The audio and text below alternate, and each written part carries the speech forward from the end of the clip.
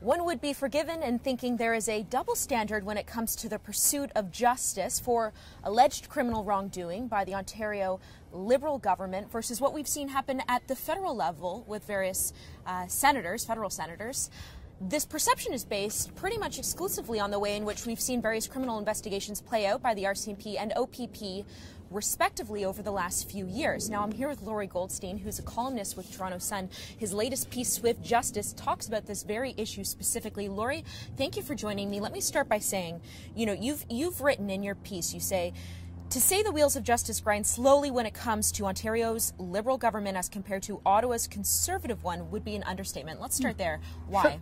I'm comparing two cases. One is the case we all know about in Ontario, where there's an accusation that the Liberals tried to delete emails in what's called the gas plant scandal.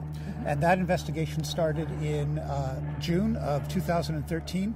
It's not a complicated investigation. There's one individual involved, the former chief of staff to the premier, an allegation that he hired the boyfriend of the deputy chief of staff to illegally wipe out computers in the premier's office. Now, this is what the OPP are alleging.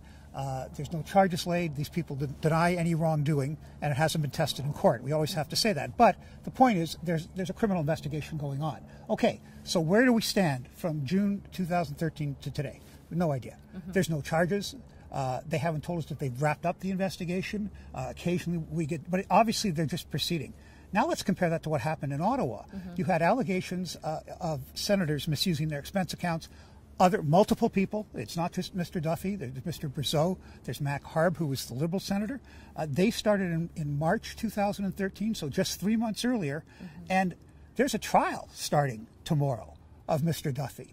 The other two individuals will go on trial in the summer. Now, to me, Marissa, that was at least as complicated a case as what we're talking about in Ontario. And so I asked the question, well, why does justice grind so slowly for the Liberals in Ontario, but so quickly for the Conservatives in Ottawa? I think, and I've written, I think there's real concerns about the relationship between the Ontario government, the Liberal government, and the OPP. Sure. And frankly, I think they're too close to each other. Yeah, absolutely. Yeah, and there's a whole bunch of reasons for that.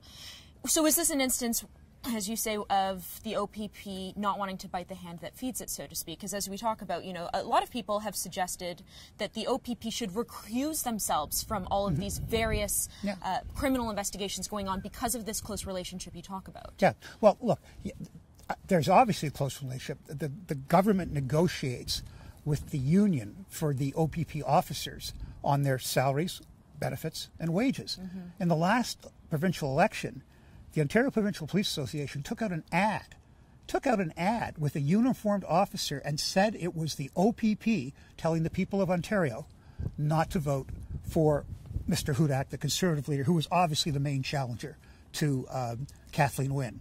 Now, they changed it to the Ontario Provincial Police Association, the ad, but you can't unring a bell, right? So there was that concern. Like, why is a police force the union, but the union represents the officers? Why are they getting involved in a provincial election? Why are they recommending that people, in other words, doing a favor for Kathleen Wynne and the Liberals by saying don't vote for her major opponent?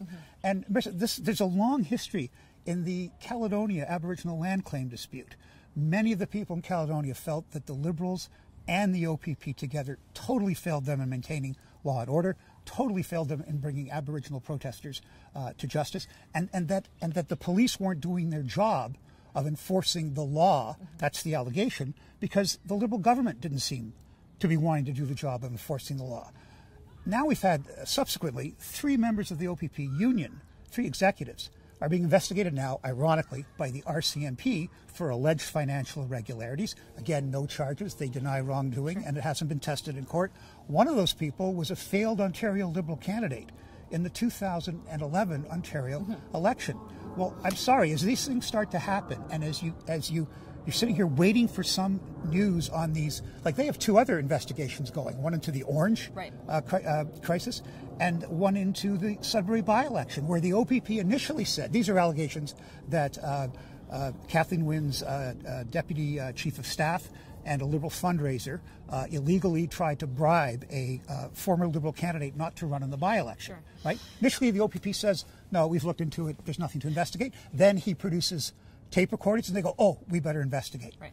I guess what I'm asking here, Lorrie, is you raise a lot of very valid questions that I understand, that you understand, but do you get a sense that the media more broadly understands the gravity of this situation? You know, everyone seems to be paying attention to this Duffy trial, and no one's even considered what's going on with these multiple OPP investigations into the Ontario Liberals. What I would say is certainly that the colleagues at my paper, Christina Blizzard of the Toronto Sun, has looked at these issues very closely.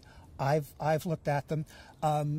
As terms of you know, Ottawa, to me, that's one story, and Ontario is another story. But sometimes you have to compare the two. And to me, it's just, I have no window for looking into why it's taking the OPP so long.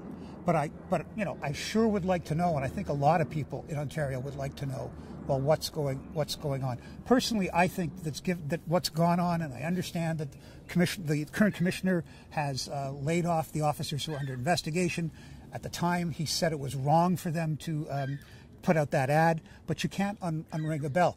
I would really prefer if the RCMP were doing the investigations into the Ontario government. I think that would be more objective. That's a police force that doesn't deal with the Ontario government in any way. It's not responsible for its wages, pensions, and benefits. But that's not going to happen. So fine, if that's not going to happen, then can we just... Why won't that happen? Well, you know, nobody will make the request. Sure. The best way to hold your government accountable is to vote them out. Yes. But it's not... we've got a few years until the next election, so that's the unfortunate, I think, reality regarding this whole situation, right? One argument that people who are Liberal supporters often make is, well, the Liberals won the election. So apparently that means we're not supposed to criticize anymore, we're not supposed to... That's nonsense. Yes, the Liberals won the election, that's fine. But they have 3 OPP investigations going on against them. And you know, they're in all kinds of controversy. You don't stop being concerned about a government just because it won an election. Winning or not winning an election is not a question, doesn't comment on the validity of did you do something wrong in the Sudbury by-election scandal, did you do something wrong in these other controversies, the Orange controversy, and then of course the one we're talking about now, which is the gas plant scandal. You know, those are serious issues and they need to be treated seriously, and it's not a matter of because you won an election you're morally justified in everything you did. I still am awaiting, you know, and I can't look into anybody's mind here. I'm just raising questions about why is this taking so long? Valid question. Lorrie, thank you for joining me.